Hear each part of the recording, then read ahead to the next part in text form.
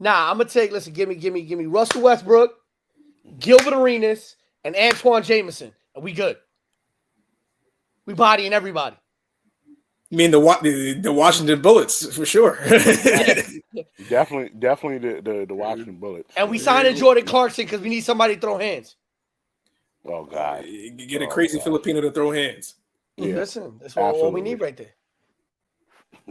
Came here to say who won it from the jump. Came here to say to get exactly what you want. Came here to say that you don't really want it with us. Yeah, we live, you know. We came here to say that you don't really want it with us. Yeah, the sports show.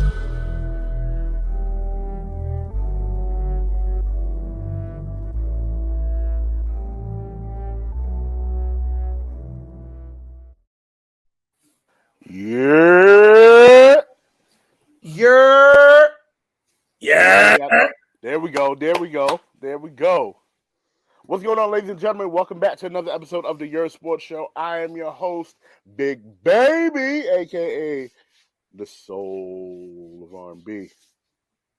To my right of the pyramid, we have the voice of a generation, Pete Rosado. Kyrie is finally gone. It's a great day. It is a great day. Yeah. It's a great day. I don't usually say Brooklyn rejoice, but Brooklyn rejoice, for today the sun shines upon you. Kyrie is gone. And during Black History Month too is great. This guy. And at the bottom of the pyramid, we have the people's champ. Yes, sir. Shop business in the building. What's going on, man? Shop business in the building. AKA Mr. Randy, AKA the Haitian sensation, AKA the Haitian Stephen A. Smith. How you doing, brother? Yes, sir, man. I'm chilling, man. We got some trades to report, bro. Where is Matt to be the J. Will to Randy Stephen A. today? You already know when it comes to Mr. Kyrie Irving. Mr. Kyrie Irving. It sounds personal. Stephen A. It sounds like this is personal. You know, I believe it sounds. You need to relax. Oh man, we have a lot to report. This is the This is the trade deadline and Super Bowl special, but we definitely gonna start off with the NBA trade deadline. But before we start all of that, Randy, please introduce yourself. Tell the good people in your country who you are, what you do. Stuff you do. First of all, it ain't the first time I've been on this dang show. I was on the show last year. It's your boy, the People's Champion of the Backstage Brawl, the fantasy bookers of the IWC. And we move into Facebook come March 4th. We're gonna be on live from the sports hit list. So you already know the broadcast is coming. So we got some heat coming. Shout out to the broadcast. Shout out to the sports hit list. They're doing a lot of good things. I checked out their page recently. Yes, sir. Haitian owned, just like me, baby. Hey, okay. Zoe's in the building, man. Big Zoe. But Randy, a huge Knicks fan. Last time he was on the show, I believe he was on the After the Year with me and Matt. Yeah, we're doing a season preview. We were doing the season preview, the last season's preview, and yeah, a lot of things that we said pretty much came to pass last season. So I told Matt I was right about Boston and Brooklyn. I was right again. Yo, when you're right, you're right. Hey, man. But let's waste no time. Let's get into the trade deadline special part of this episode. Pete, breaking news. As we were in pre-production. Yes. Breaking news. Another trade has happened. The details are still being finalized, but it is expected to go through. And maybe LeBron, maybe it is you.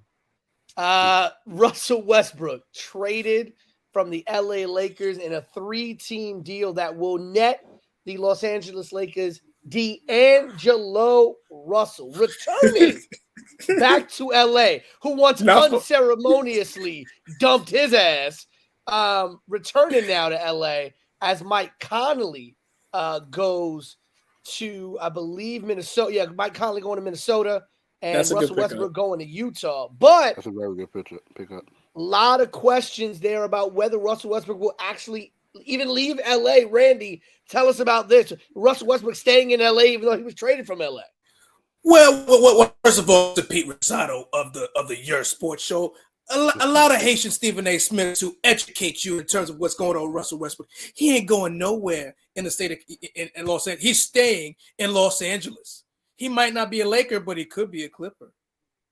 Because the plan was, since the beginning of the season, if they're going to trade Russell Westbrook, right? And Utah was always the trading partner to trade him to. Remember, me and Dre talked about this in the chat. If they were going to do that trade, they were going to buy Westbrook out. Ain't no way Russell Westbrook is going to play in that city. Not one iota. So if the Clippers are going to be interested, that means it dispels John Wall no longer being part of the team. Now, how does that happen? It could happen by the means of a trade. It could happen by means of him being waived. Now, the Clippers do have the power to do that. To get Russell Westbrook, you ain't really got to pay him top dollar because he's coming off of waivers. He already got his money. The Utah Jazz will be more than happy to give him his money. Yeah. They have the money to do it too. They have the money to do it because the Utah Jazz they're in the business of Victor Wembanyama, and they're rolling the dice to see if their team can get there. But the way they've been playing is like, maybe not because you're overplaying. Never mind. Other than that, Russell Westbrook could be the fit that the Clippers do need. Now the Clippers are a team that are in need of someone that can up-tempo their offense. Russell Westbrook is someone that can definitely do that in bunches. Do they need him to score and basically clunk shots that he can't shoot from? No. But what they need him to do is give enough energy to that Clippers, especially from the starting five perspective, that can give them at least a good punch going into the playoffs. Now, what this does for the Lakers is actually make them an actual playoff team. Because as you can see in the Western Conference right now, the West is wide open. Now, we can say Denver. We can say Memphis. We can say, what other team is, even Phoenix. Listen, there is no way, and I mean no way, that even like before Steph got hurt, I still felt like it was the Warriors to lose. I didn't think there was no team in that conference that proved to me without a shadow of a doubt that they were going to be the representatives in the NBA Finals for the Western Conference. Unfortunately, so for this season, Steph's injury obviously mitigates that, and obviously we might see him going for probably towards the end of the season.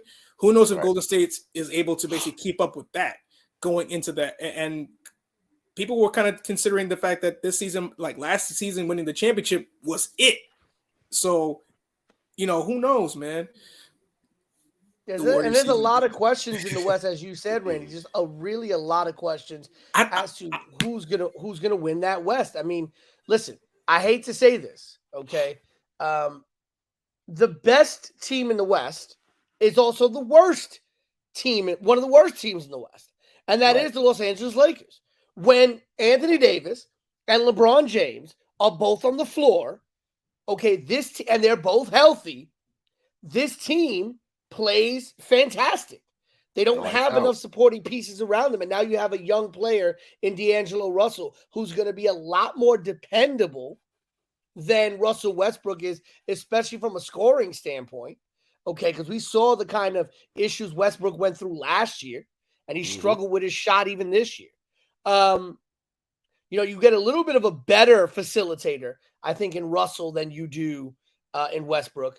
You do lose a little bit of that all-around game because Westbrook, as you know, used to be a walking triple-double, still a dangerous player in his own right.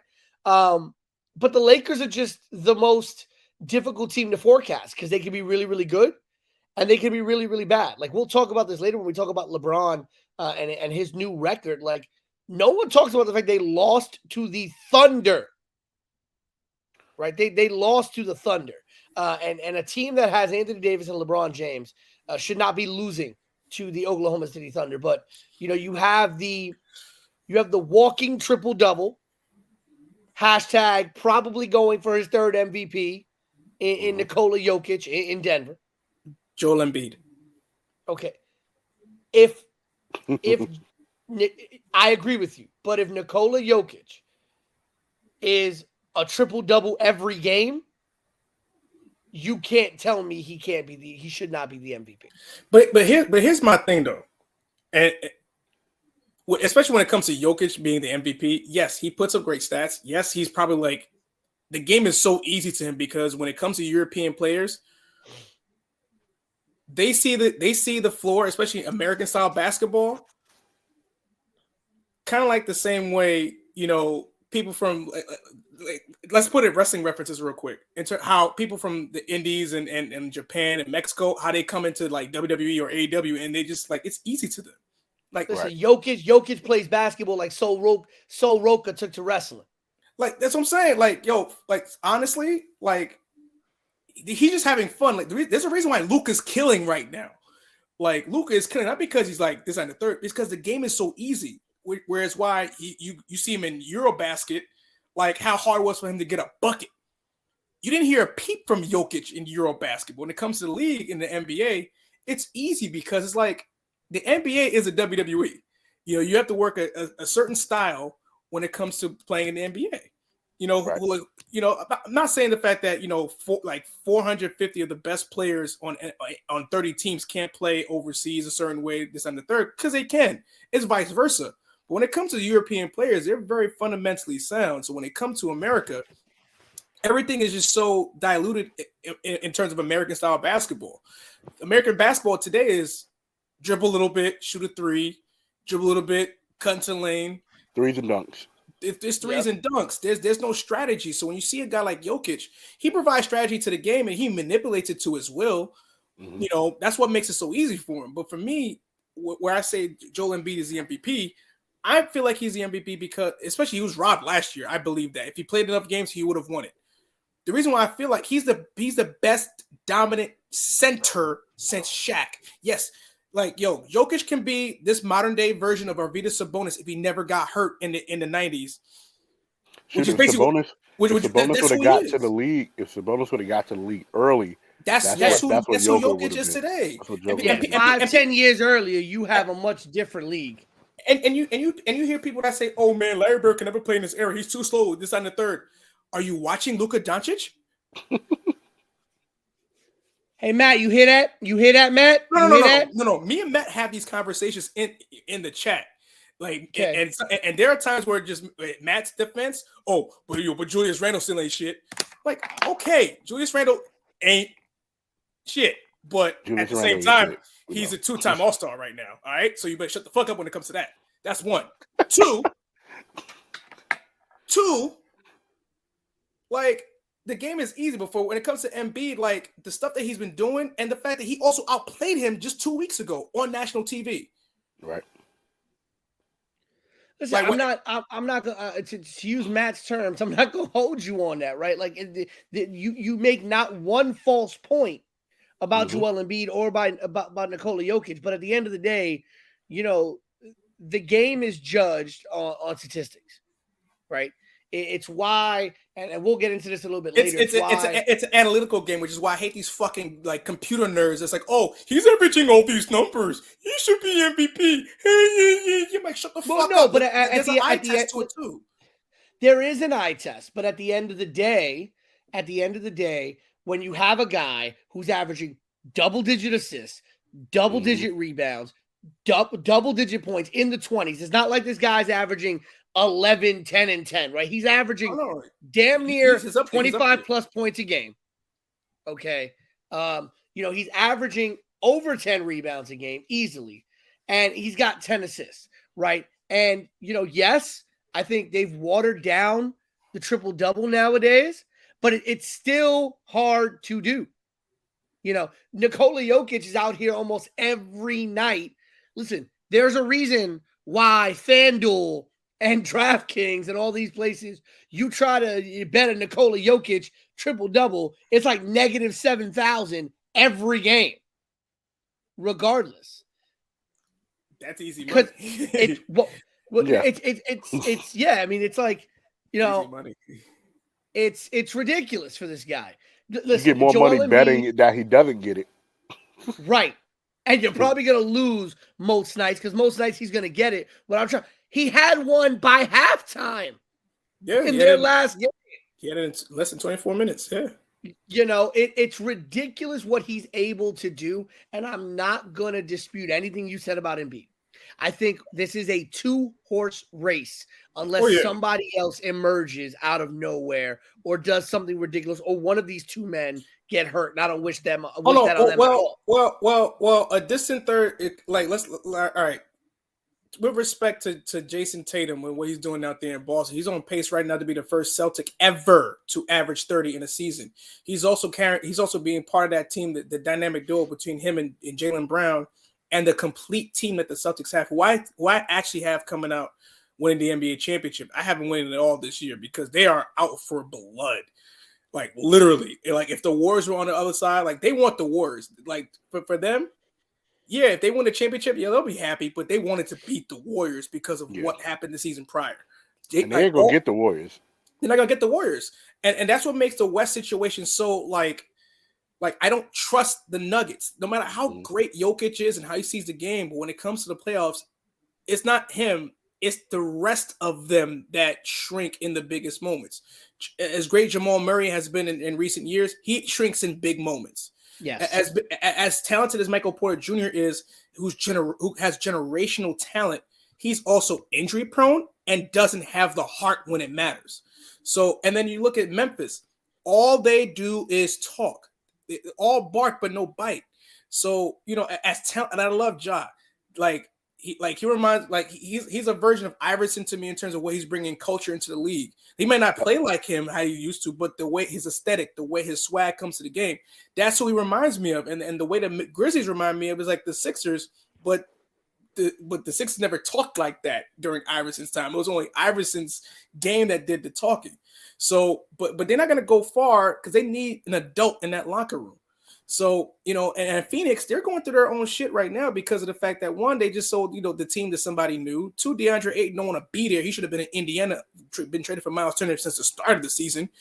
Devin Booker is like, all right, I'm going to take some time off and, you know, mess with, you know, one of them Jenner sisters when I feel like it. And Chris Paul is like, yo, I'm trying to win a ring. Like, I'm the only adult here that's trying to do something.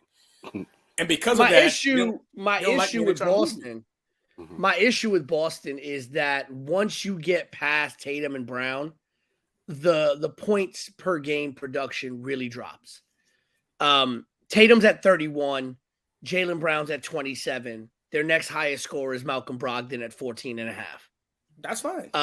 Right. But to me, that's a severe drop-off. You're talking a 13-point drop-off between your second highest scorer and your third highest scorer. And then it goes 11 for Smart and White, and then down to like 9 for Horford. While you have great concerns about, you know, the Nuggets, they do have a very balanced attack. I mean, you got Jokic at 25 points a game. You got Murray at 20, which it's a down year for Murray, all things considered. And you've got Aaron Gordon and Michael Porter Jr., both at about 17 points a game. And then you got my man Bones coming in at 12 points off the bench, and KCP with another 11.5 coming off the bench. They are a deeper team, which I like. There's just a lot of questions about Boston's production outside of their big two in Brown and Tatum. But here's the thing with Boston, though. And for me, as a lifelong Knicks fan, I hate everything Boston. But from everything that I see, what they're doing as a team from Joe Mazzulla's perspective. Remember, this is a team that Joe Mazzulla inherited from his cohort for, you know, doing the diddly on company time. But do that. but other than that, he was able to not only sustain what Ime Udoka left from last season, but enhance on it from an offensive standpoint because Udoka was more of a defensive mind coming from the pop system. Yeah. So the thing that you're talking about points per game when it comes to the regular season, that's not going to matter come playoff time when those points are going to come down, especially from Tatum and Brown, because in order for them to win, those 114, 15 points they score per night is going to go down to at least 106, 107, maybe. So some of those points are going to come down. Scoring is not going to be like it is in the regular season. You know that. Of course not, yeah. So, you know, when it comes to that, other guys who are going to step up, that's why you get a Malcolm Brogdon. That's why you get a Derek White. And then now Blake Griffin, who's done a great service for them this season as a reserve in limited minutes. And then, of course, you have Al Horford, who's had huge moments last year in the playoffs. And so it's not moments this year so far, and huge moments this year. So it's not like they're there without scoring. They have guys on that team, at least 1 through 9, that can at least give you about 10 points a night. So scoring has never been the problem. Obviously, they know what their roles are. The others will be there come playoff time because they're deeper. They have the kind of team that can run shot from a defensive standpoint and control the game in that way, which can allow Jaylen Brown and Jason Tatum to go and do their thing and give you at least 57 to 60 points per night as a tandem. Now, Denver, on the other hand, despite them being balanced in scoring, that's where it falls back on against them in the playoffs because you're balanced scoring, they know who to get. Now, if you cut Jokic, if you can let Jokic go off, but if I can get you, and you, what do you have? So if you can if you can isolate the snake and allow him to move, you can cut the rest of the body off. Right, it's the Shaq effect. So my thoughts on that is it's hard to compare those two teams, and the reason being, we mentioned about the points per game between the tandem of Tatum and Brown and Murray, Porter, and Joker. But you got to remember, Boston is damn near the number 1 defense in the league. Yes. The Denver Nuggets are, in terms of defense, are probably at I believe they're tailing at the bottom half because as much points as they're giving, they're getting it right back. There's no solid defender on the Denver Nuggets that can stop somebody when you need a stop. Aaron Gordon is their best defender, and if you're saying Aaron Gordon is your best defender when it comes down to the playoffs, when the games slow down, again, I can see them getting to the finals just based off the fact that certain teams will not be 100%. I think the Grizzlies are going to talk themselves out of a championship. The Grizzlies are going to talk themselves out of a championship. The Suns are not going to figure it out. No. You never know what the Lakers are going to. You never know what the Lakers are going to be, and then that leaves the team no. They're getting in the playoffs. This trade put them in the playoffs. Oh, no. I'm not saying they weren't going to be in the playoffs. I'm talking about winning the West at this point. Oh, if LeBron's in the playoffs, that changes some things. It changes some things. And you have to think Minnesota is probably going to be, it's either going to be Minnesota or New Orleans that's going to drop out. I see Portland and LA finding a way to get into the playoffs. I don't see New Orleans and Minnesota keeping the pace that they're at right now. So I definitely could see Portland and LA sneaking into that play-in game. And I think the bigger issue is the reason why the East has such an advantage right now. While the West has a lot of great teams that you could go 1 to 8 and run into a really good team in the West. The problem is they beat up on each other in the West. In the East, it's you get a couple of long series, but you'll get a couple of chalk lines in the East. Okay, unless you get two powerhouses that run into each other early. In the West, we've seen a lot of these series go the distance, go 6 games. And what happens is you'll see a team in the East get 2-3 days extra rest. And there's something to be said about getting rest at the end of a long season. I can pick that up. I can pick up where you put down from that from that standpoint. Because if I'm Boston, I want 3-4 days of extra rest. I want Brown and Tatum at maximum efficiency going up against anybody I'm going to have to go up against, whether it be in the NBA Finals. All right. All things considered, let's just say the season ended today, right? And Boston has a 1-8 matchup. It would work to Pete's advantage because obviously the Hawks beat the shit out the Hawks. They're snuffing the Hawks. They are fucking the Hawks up. Like they're snuffing the Hawks. If you assume the Hawks and the Knicks win the play-ins. Mm-hmm. Well, right now the Knicks are in a virtual tie for 6th. So because they have the tiebreaker over Miami, they will get 6, and they will get Philly in round 1. So you say Miami, and Miami's winning. Look, Miami's winning to play in. Like right, and then you got the Hawks beating either the Bulls. The Bulls. Honestly, they could screw up because you don't know if DeRozan might. All DeRozan needs is one game. And then now, breaking news: the Chicago Bulls are pursuing Russell Westbrook. Should he get signed out by I would not want that. Hold on now. Remember, Lonzo Ball is also not there, not healthy, so they could use someone that could definitely supercharge that starting lineup. Yeah, it might not look a certain way, but who knows him better than Billy Donovan? So don't forget about that as well. So you have to understand. So there's ties there because of Billy Donovan. So, if he does go there, Billy Donovan knows how to use him the right way. This is true. He said, don't do our Grizzlies like that. Listen, as I love the Grizzlies. I love Memphis since the Grindhouse days of Zebo and them. But them boys didn't talk. Them boys was about that action. Y'all be talking. Like these I wouldn't even call them Grizzlies. I call them Cubs because all they do is chirp.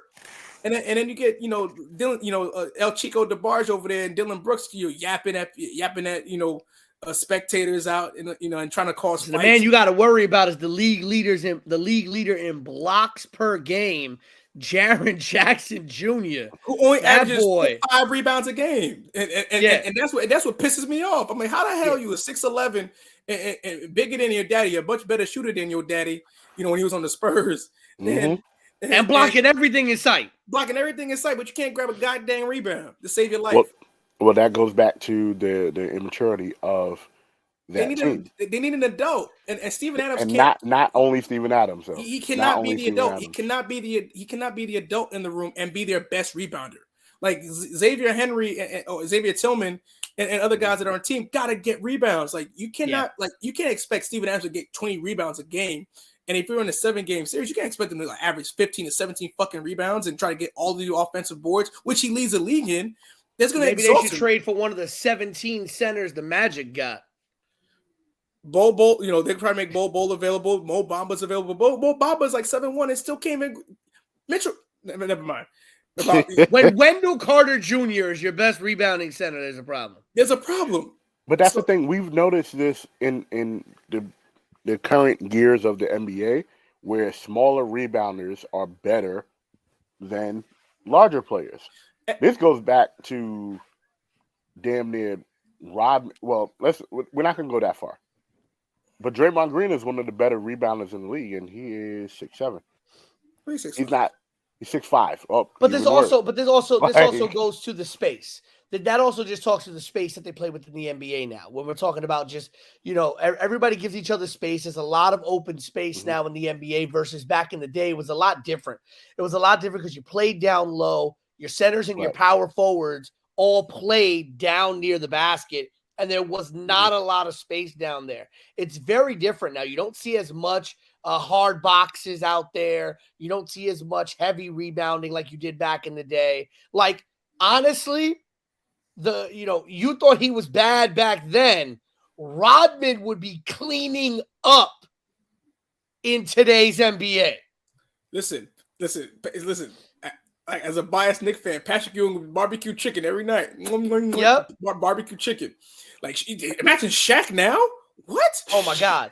Shaq now average 300 rebounds. Listen, Shaq would be Wilt Chamberlain today. Shaq would be Wilt for sure. You could pull 40 and 20 every night. You could pull some of the B-list, even some of the B-list centers from the 90s and early 2000s. Fucking Vlade Divac would kill right now. Mutombo would kill right now. Honestly, like Divac is on the cusp of what Joker is Joker-like because people forget back in the day exactly what Joker was, but people forget that. People forget, like, people think, all right, people think of, when they think of Vlade Divac, they think about the fact that he didn't grab a goddamn rebound in Game 6 of Western Conference Finals against the Lakers in 2002. Right. But they forget they're already destined to lose the game anyway because niggas was cheating. Listen, to talk your Knicks, Randy, you really want to talk about somebody who'd be cleaning up right now in the NBA? Marcus Camby would be a beast. They wouldn't touch Anthony Mason.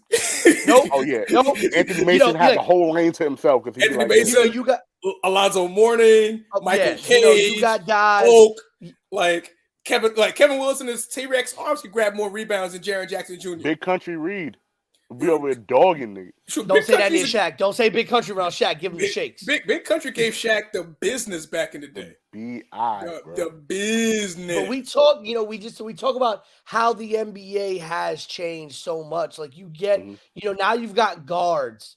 You've got guards averaging 6-7 rebounds a game, which it's just unheard of when you talk about how the league is. When you've got guys who are 7 feet. Listen, all three of us have been around or played the sport for a very, very long time. And one of the first things you learn is you use your body as a weapon, right? You play to your size. If you are small, you play to your speed. Just like that. Right. If you're big, you use that body, you create space. And you just don't see that nowadays. You don't see 7-footers playing, and I hate to sound microaggressive. I hate to sound sizist. I'm sorry. Cancel me. But for God's sakes, I want to see a 7-footer play like a 7-footer. Well, the problem is, we go back to what we were just talking about a little while ago, is the overseas play where your 7-footers are not playing like American 7-footers used to play. Now, they don't want to be like MJ in Europe. They want to be like footers Dirk. Overseas are playing like Tony. They do it all. These are Detlef Schrempf, like Dirk. Tony Kukoc. These guys are born Detlef Schrempf and then turning into Lucas. Like yeah. Like people don't like when you look at that. Like Luka has Larry Bird's whole bag, but with a hip hop flavor in Dallas, and a little bit more bounce. No, they both have the same bounce. Now Luka get up a little bit more than Larry. Luka got more bounce than Larry. But Larry colder. Because Luka ain't gonna trash talk like Larry trash talk. Oh no. Luka can trash talk. But I'm just saying. Not like Larry. Larry Bird can jump over the yellow pages. Luka can jump over the white pages. I guess that's where we're at when it comes to that, right? Listen, Larry Bird tell you. Larry Bird, the one that tell you, I'm about to sink this 3-point and go sleep with your mama, and the next day your mama gonna tell you how it was. No. Luka can talk trash. You know how I know how? How the way they whipped the Suns' ass in Game 7 and just looked at Devin Booker's face like, "What you gonna do about that?"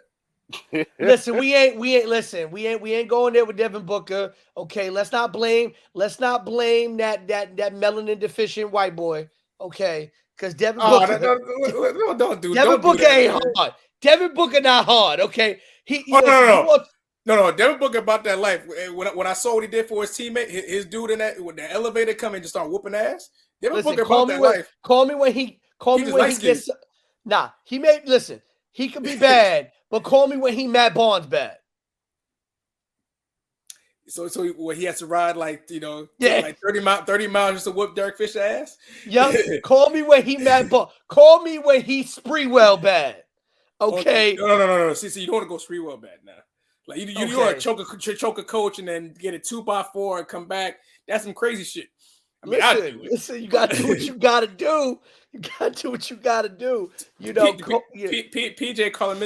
PJ Carlesimo had that coming. He was a terrible coach in Golden State around that time. He was. I love PJ. PJ's a great coach, but that was a bad time for PJ. Yeah, that was a bad time for PJ. PJ who?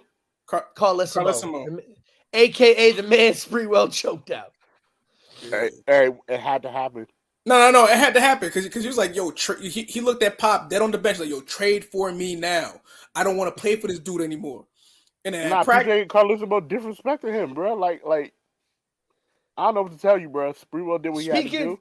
Hold on. Speaking of disrespect, I mean, that's true. Dre, speaking of disrespect, can we touch on this man, Kyrie Irving, talk about how he was disrespected in Brooklyn? Okay, we can. So let me tell you why. I'm not going to say he's completely right for how he's feeling, but within the last couple months of this man minding his business and shutting the fuck up and playing, someone is always, not you, but someone's always finding a reason to say something about him. Let's keep it a spade, right? That punishment that he got from Brooklyn was too much. That shit was OD. It was OD and it got nothing accomplished. Which one? The COVID punishment? No. I'm not. The anti-Semitic thing. Okay, I'm on the fence with that one. That was over the top. It was. We saw the list of things that he had to do for it, and we already know if Kanye didn't do what Kanye did that same 7 days, that would have never happened to Kyrie. That would have never happened to Kyrie. It would never happen to Kyrie. Again, you know how the entertainment world is. It's a reactive world. And at the end of the day, it got put under a microscope because of what happened. Listen, and I said it on this show as well, right? I felt like Amazon should have gotten the smoke and Jeff Bezos should have gotten the smoke because he came out and he said, I'm not pulling this off of, Amazon. We're not going to stop selling it. And I'm just like, so we had a man who basically had to get punished for sharing about it. And we had a whole discourse about how this is anti-Semitic, or at the very least contains anti-Semitic messaging. And now you are going to sit here and say, oh, we're going to continue to sell it because we don't feel like it violates any issues. And then nobody going to say a peep. Okay, I said we have a problem there, right? I never said that Kyrie was... The day I said Kyrie was in trouble was the day they went to Kyrie and somebody gave him bad advice and said, double down on the bullshit, right? Because instead of Kyrie coming out and mea culpa, hey, I'm sorry, I didn't know, I apologize, this, that, and the third. And we've seen everybody do it 1.5 million times, a little fake, I'm a total line, I'm sorry. And everybody washes their hands of it and lets it go. He went and he doubled down on it. Okay. And now for him to come out in this press conference with Dallas, talking about, oh, I got Jewish members in my family, Jewish family members, but nobody in the media knew about that, right? First of all, it's not our job in the media to know whether or not you have Jewish family members. Secondly, if you have Jewish family members, you should know this. Okay. I don't know if Kyrie smokes weed, but if he does, stay off the weed. Okay? Like, let me be very, very, very clear when it comes to Kyrie Irving. Okay? Go ahead, Stephen A. Kyrie Irving. See, does he feel justified in terms of how Brooklyn treated him? Perhaps. But most of it's self-inflicted. You're damn right it is. Because the moment he signed on June 30th, 2019, everybody was laughing at the Knicks for not signing him and KD. Now, I'm putting my fandom aside, Matthew, and I'm going to break it down in terms of thank God it didn't happen in the Garden. Because had this happened on 33rd and 7th at the world's most famous arena under Jim Dolan with Kyrie Irving acting like that, do you really, really think that he was going to leave that place scot-free without hell being burnt right behind him? He went to Brooklyn because it was calmer, it was quiet. He thought he couldn't catch smoke from the New York media. Well, guess what? You and KD did. Not only that, you play less than 45% of your games. When you were healthy to go to the bubble, you're like, no, I don't want to go to the bubble. Almost cost the league billions, which ended up happening anyway. You duck smoke. When you finally do come back, you take 2 weeks off. No, before that, you approve of your head coach signing, Matthew. And then on top of that, you said just days after signing him, we don't need a head coach. We ain't got. And then months later, during the restart, you, took 2 weeks off unceremoniously, didn't tell nobody. You know, your coach basically had to be professional and lie for you on national television. Yeah, I talked to Kyrie. He's like, da-da-da-da-da. And you didn't care one iota about COVID then. Came back, you did your thing, you had a season, but still missed time because you can't stay healthy. But, that's neither here nor there. Go on the playoffs.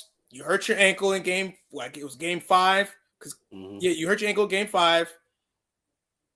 It was mild enough for you to play, but you're like, okay. But James Harden played on a very bad hamstring in 5, 6, and 7. That following season, everything's all good. Scary hours, right? Everything's supposed to be good. I don't feel like getting the jab. And then you try to become NBA's Colin Kaepernick. Now, I'm not excusing Kyrie for being, finding himself and basically being for the community as he is. But his actions in terms of like having it blur with his actual profession that's given him the platform to do so has hurt him more than anything. Right. Because it did a disservice to Brooklyn. And then you use that to champion your cause for not playing for half the season. And then when you do, you get swept. No accountability for it until until you guys came back in the following season. No, he took accountability during. Oh, but nobody pays attention. Nobody pays attention to the work he's putting into the gym. Everybody wants to talk about his off the court stuff. Nobody wants to talk about his on the court stuff, right, Randy? That's what he said. Oh no, but don't get me wrong. On the court stuff with Kyrie Irving, we all know what he could do. Like that's never been the issue when he's on. There are times he has some boneheaded moments, but his IQ has really sharpened up, especially since he left Cleveland. So I give him that credit. But it's him blurring his outside life with his actual profession and his inability to be present and to be held accountable and allowing certain things to basically be a distraction to his teammates. And then you miss half of last season, you get swept, come into this season hoping for something different. And it appeared good to start. And then, of course, the Kanye thing happened. And then, of course, just right after, Kyrie posted even a couple weeks prior, he was posting Alex Jones. That was strike 1 then. And then strike 2 was the anti-Semite stuff, him sharing it. And then him doubling down. Mm-hmm. When he doubled down, I didn't mind him doubling down because at the time, because I'm like, it was really nothing. But because of the way things are nowadays, because of the Kanye situation, he unfortunately caught the wave, and what happened. The suspension was unfair. I do give that, but let's not forget he also was like, all right, trade me to LA. Right, and then everybody wants to get on Joe Tsai. Everybody wants to talk about how Joe Tsai is this, that, and the third because it was one of his quote unquote missions to not trade Kyrie to his preferred destination of LA. Listen, at the end of the day, you are at the mercy of the company you work for. Many people forget that basketball is still a business. Okay. And at the end of the day, they're going to make a business decision.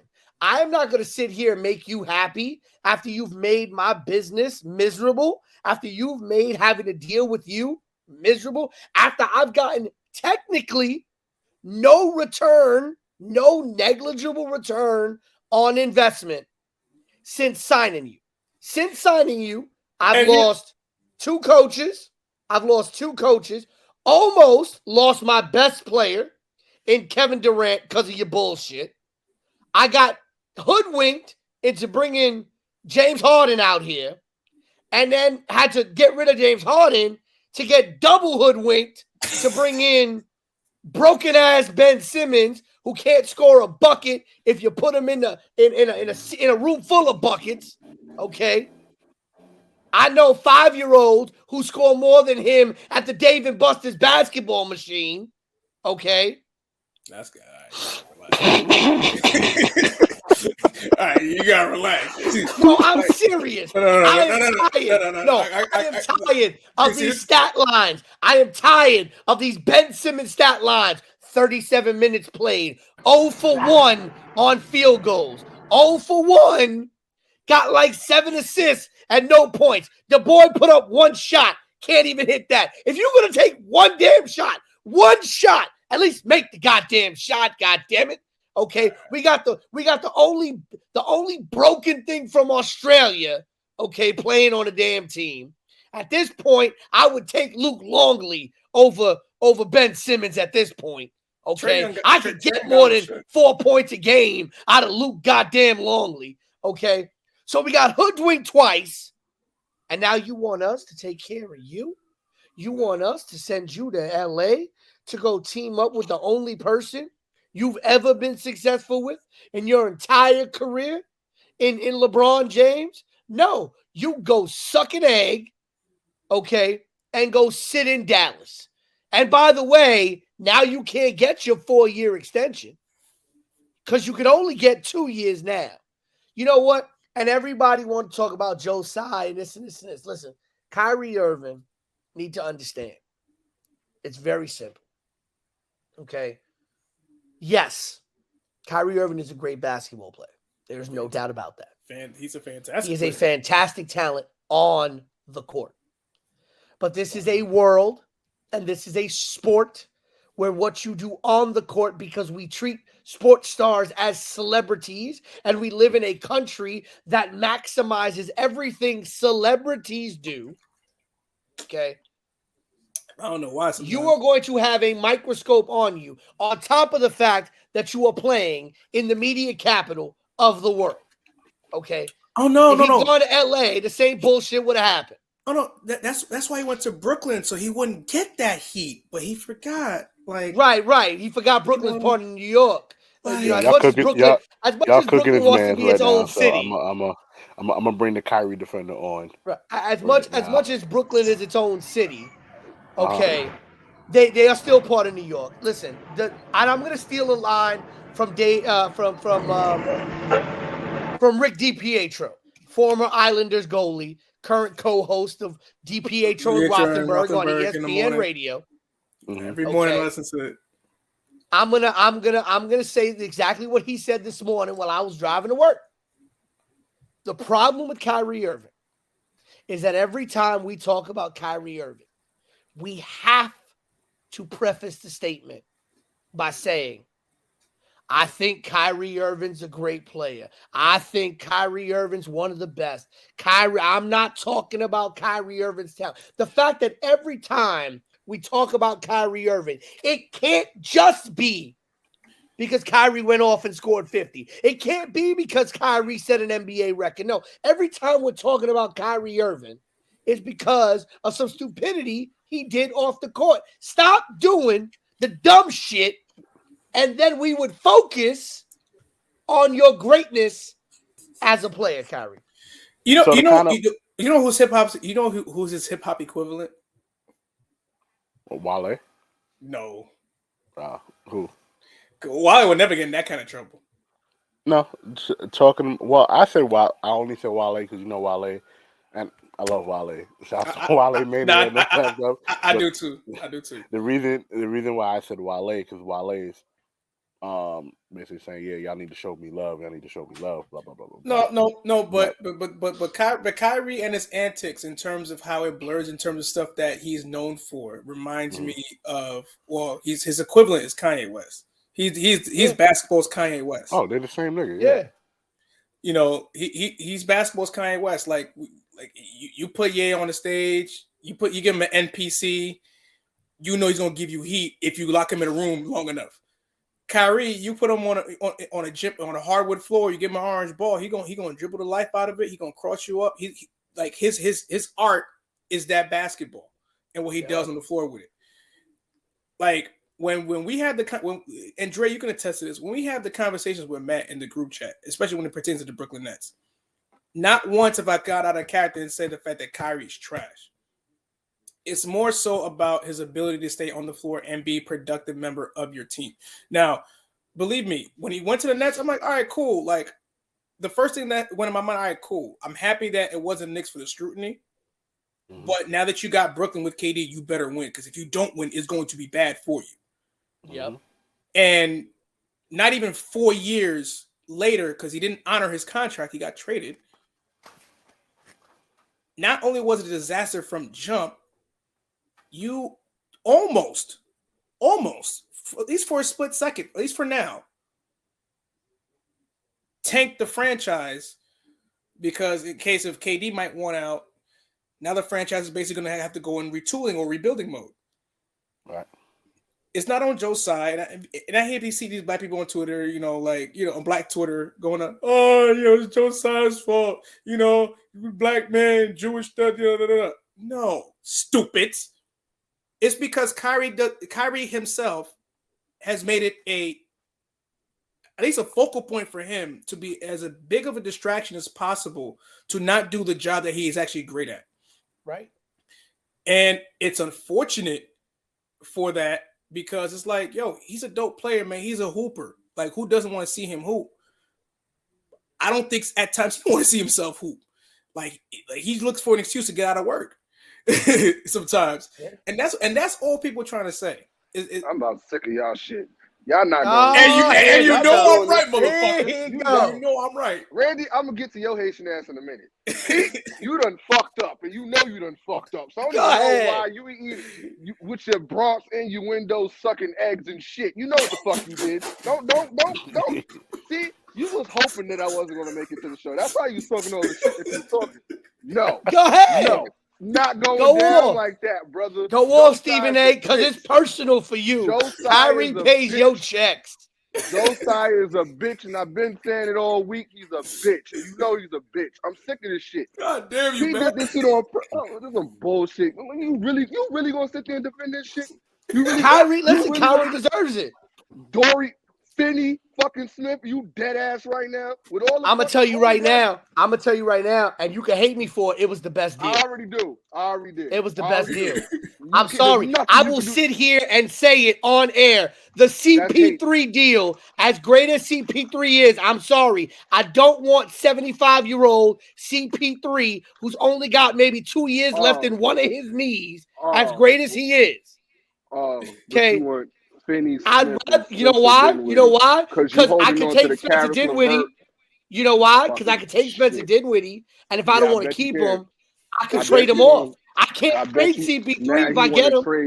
Phoenix been trying to trade CP3 since they got him. That's not true.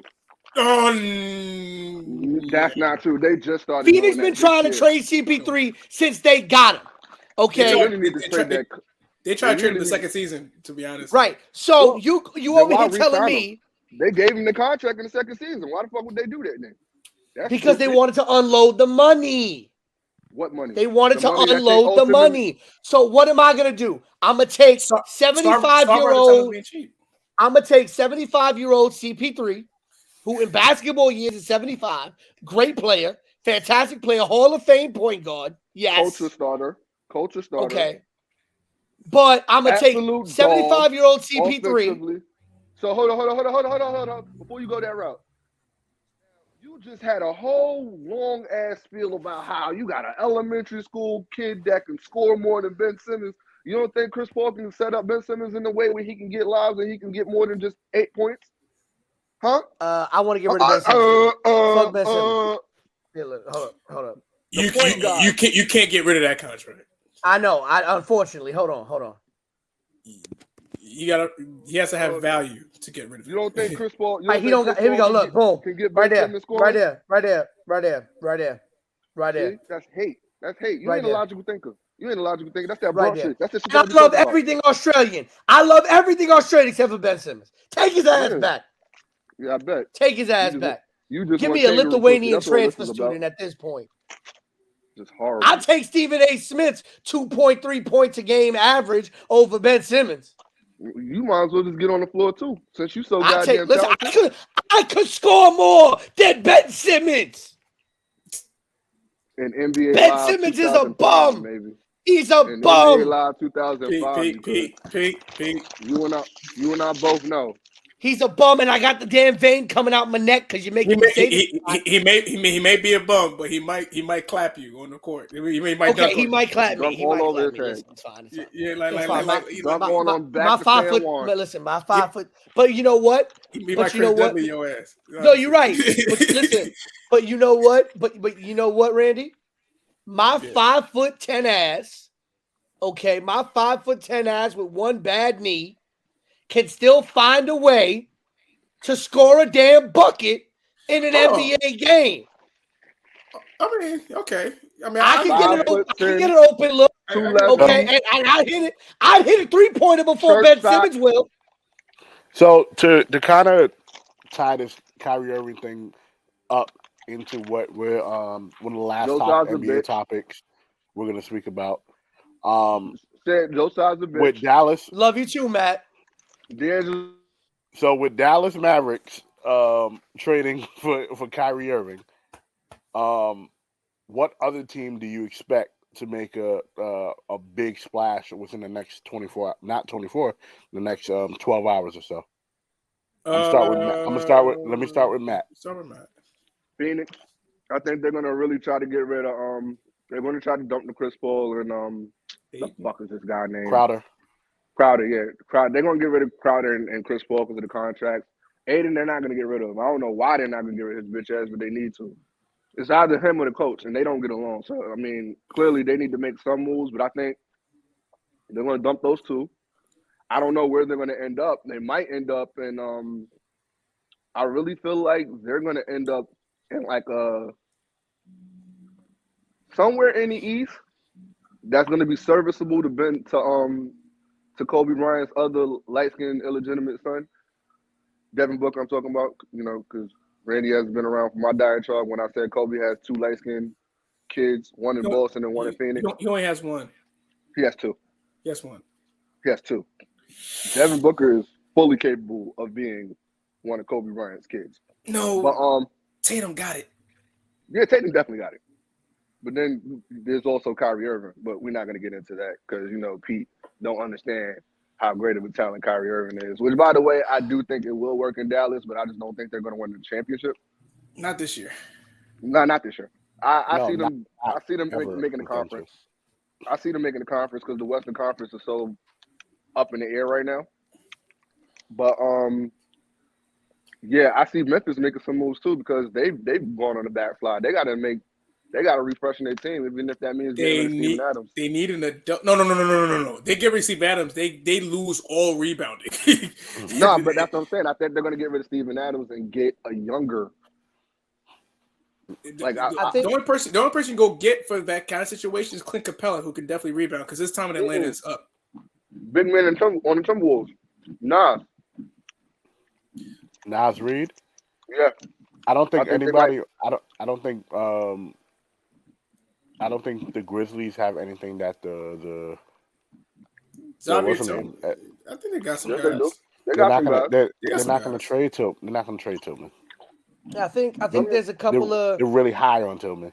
There's a couple of teams that I think need to make some trades to really solidify themselves. I do think Brooklyn needs to make at least another trade to solidify itself.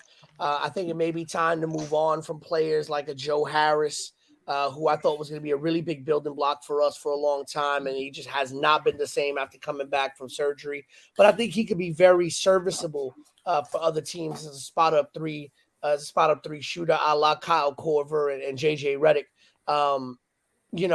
But I think another team that has to make hit in clutch moments. Joe Harris funky ass couldn't. But I think you have another team that has to make a move. I never forgive him for that Milwaukee Bucks series. Never. Go ahead, B. What I think is very interesting, a team that I think has to make a move to solidify itself, I think has to be if you're looking out in the East, I think has to be the New York Knicks. The Knicks have to look at unloading some of the players that they have that are just not serving them anymore. I mean, Evan Fournier went off a couple of nights ago, but this is once every 3 or 4 years for Evan Fournier. I think if we can start to move some pieces, figure out what we're doing. Like at this point, I think they have to move on from the idea of like getting rid of Julius Randle because he's been their best player. But I think they have to make a decision on RJ Barrett. RJ Barrett? No. Randle, I think, has been better than Brunson, but Brunson's a bigger piece for them. Matt, you want to take this? You want to take this before I do? Randle has been this year. Randle has been, again, if you go numbers by numbers, Matt, I'll tag you in, Matt.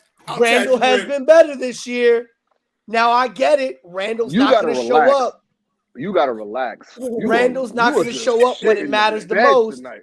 You got everybody. Here's my thing, though. What the fuck are you talking about? Hold on. Julius Randle inconsistent. Are you fucking serious right now? Hold on, Matt. Let P finish. Here's my question, though. To touch on your point, if the Knicks were without Jalen Brunson right now, or if the Knicks lost Julius Randle right now, which they'd be better? They would be worse off right now without Julius Randle as the secondary player to Jalen Brunson than if Jalen Brunson was on that team by himself. Time out. Yo, Matt, before you cook, I gotta say this. I gotta say this. This nigga here, boy. Go ahead. Tell me where I'm wrong. Dare you be so egregious? You have the unmitigated gall to come on here on Mark Zuckerberg's metaverse and have the temerity to say that Julius Randle he's not from Dallas, he's from Plano, Texas, saying that he's better than Jalen Brunson? No. I did not say. I did not say that Julius Randle was a better player than Jalen Brunson. What I said was that the Knicks right now, if Jalen Brunson was the sole player on that team, no Julius Randle, with the way that RJ Barrett has played this year, with the way that the rest of that team has played, the Knicks would be worse off with only Jalen Brunson. Again. The same fucking Julius Randle that shit the bet against fucking Trae Young in fucking Atlanta.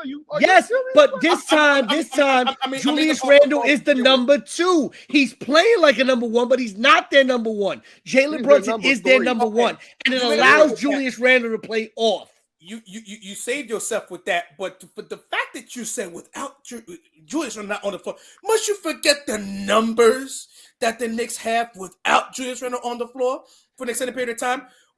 Even though in a sample size last season, the Knicks had an above 500 record without Julius Randle on the floor for the last few games of the regular season. Mind you, Obi Toppin basically was at a 20-point score without Julius Randle. Now you add Jalen Brunson, who gives you 23 points and 6 assists a night. You add that on the team, and now where you getting the 11 rebounds from? Because you ain't getting it from Mitchell Robinson. You ain't getting it from Jericho Sims. You're definitely not getting it from Obi Toppin. That's what you think about rebounding, bro. Where you getting the 20? Where you getting the 25 and 11? Are you smoking that rat poison they got in the? Where you getting the 25 and 11?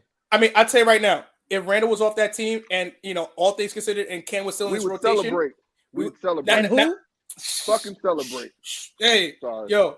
But outside of that, if Julius Randle was not on this team right now, if he was the only person, addition by subtraction, that we made this offseason outside of Jalen Brunson, the offense will flow. I tell you right now, the offense will flow. The Knicks will probably be a couple games better than where they are now. But they won't be stagnant on offense. That part, especially in the fourth quarter. Who's taking that position? I put Obi Toppin in that fucking position. He ain't giving you 25 and 11. He don't have to. That's what I'm trying to explain to you. So how much higher does Jalen Brunson's game got to get? Right? Because here's what I don't understand, right? Here's what I don't understand. If you're taking away 25 and 11, if you're taking away 25, you stop looking at stats. You got to stop looking at stats. Look at the flow of the game. Here's That's what I'm trying to tell you. I understand the ideas about the offense, but here's what I'm saying. If you take away 25 and 11, Jalen Brunson's already at 23. RJ Barrett's going to have to raise his game, and he look like he's reached his ceiling. He's also the worst defensive player the Knicks have. He's also missed 7 games this season. It's also because Julius sometimes overhelps on his defender, leaving RJ in no man's land. I need you to pay attention to this. But you're telling me. Hold on, Pete. Go ahead. There's been nights that the Knicks have come close and could have won games, but they've shit the bed in the fourth quarter. Do you know why they shit the bed in the fourth quarter?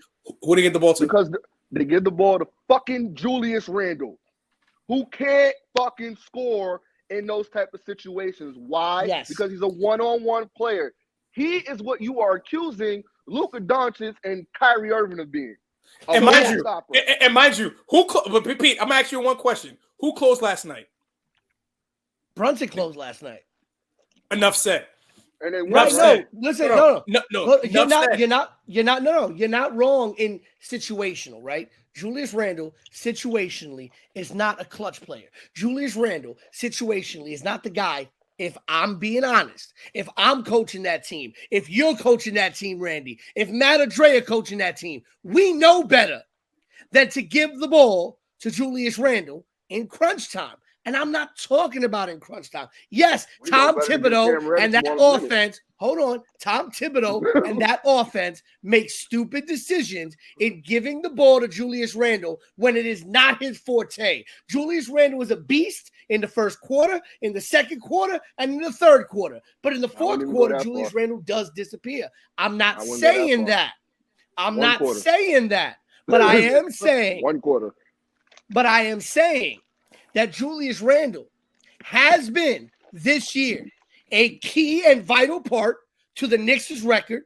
And without Julius Randle, I do not believe that Obi Toppin is going to be able to fill that role. I don't think that Quentin Grimes is ready to step up that much this year. I don't think RJ Barrett can fill that role. I don't think the players that they have would be able to fill the role that Julius Randle does. And if Jalen Brunson is your only threat on that team, then other teams are going to defensively try to shut him out and make RJ and Quentin and Obi beat you. And I don't know if they can. The fact that they have Julius Randle allows them to have a secondary threat, a viable secondary threat to Jalen Brunson. Man said viable.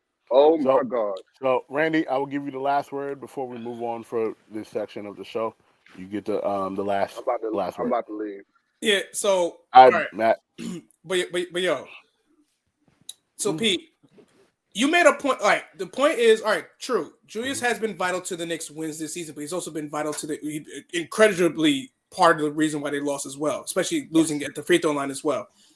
Not to say he's had a bad season. Like, I'm not saying he's had a bad season. You know, he's had a bad season thus far. I say yeah. Relax.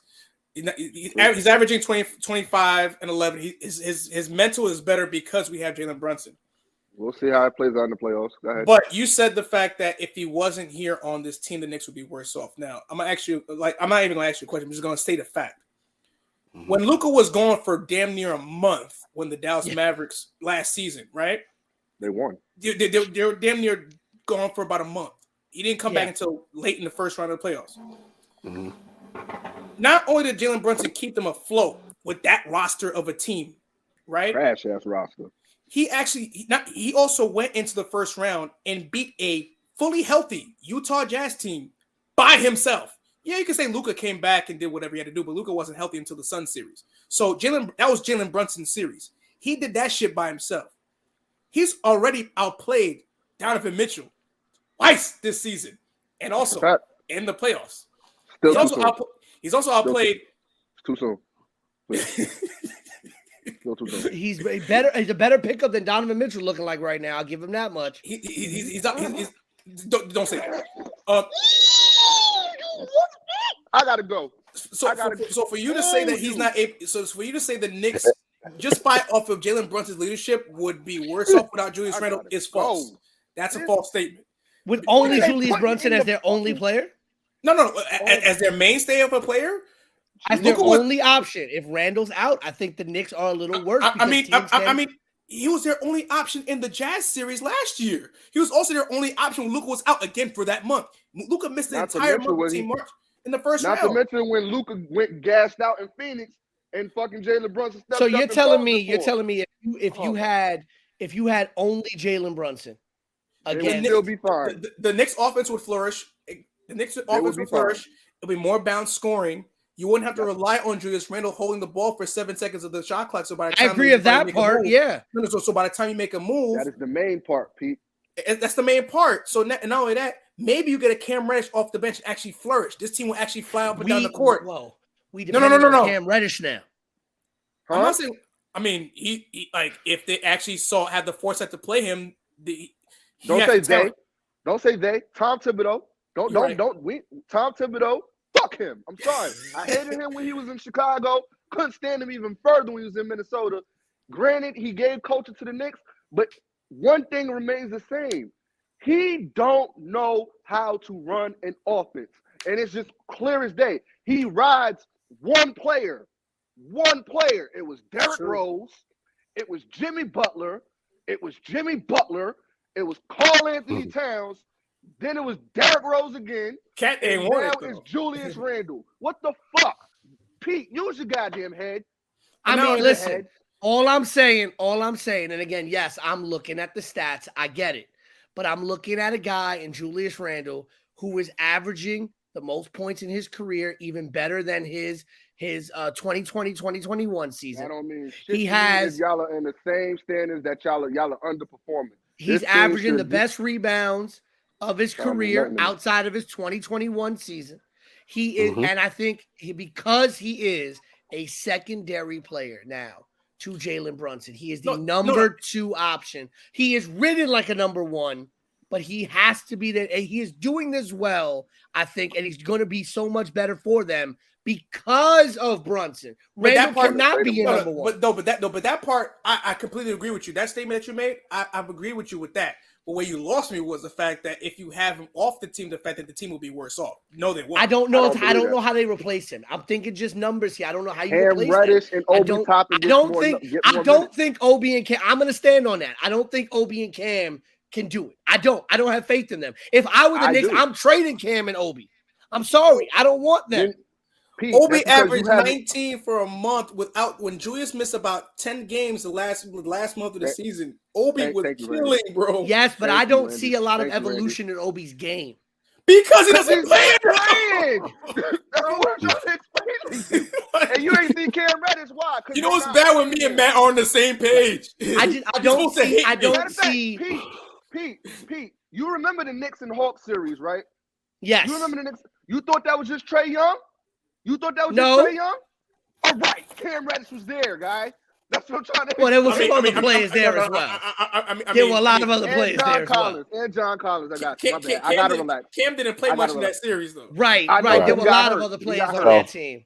He got hurt. I got to relax. No. Cam had that treatment in Atlanta too, unfortunately. So it's like it might be him. It might be him, bro. Yeah, I mean, I think. Listen, I don't have a lot of faith. I look at Obi, and I hear what y'all are saying. Thomas. I look at Obi, and I see. I hate to say this, and I may be wrong, and I may be wrong on this, and I'm going to take this L if I end up being wrong. I see young Blake Griffin. I gotta go. That's what I see. I gotta go. Bye. That's what I see. I see Blake. We're not doing.